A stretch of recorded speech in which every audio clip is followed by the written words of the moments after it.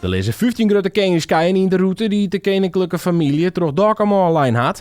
Maar die koningskeien binnen er nou ook in een handsome formaat. De laatste variant hier te maken dat er een aantal stenen verdwijnt binnen. Toen zijn wij van nou, als die interesse er is, dan is het misschien wel leuk om een liefste variant te maken. Net die grote, maar de liefste variant die de meesten dan herkennen als onteken aan het hele Koningsduif-verhaal.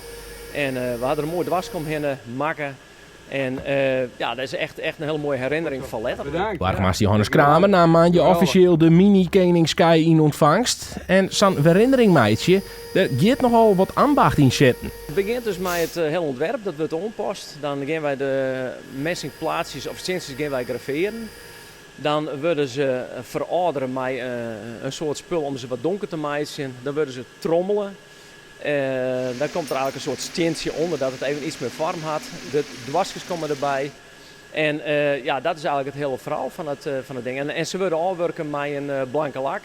Ter bescherming dat ze heel snel donker worden. Dus ze blowen nou echt mooi. Maar Pasma en zien haast 20 collega's meidje volle meer dingen. Denk aan hoesnoemerplaatsjes, de maand van piepermuntjes, onderzetters, maar ook de maand van logo's die het letter op auto's komen. Het is voor u eigenlijk best wel gewoon, maar het is wel heel leuk.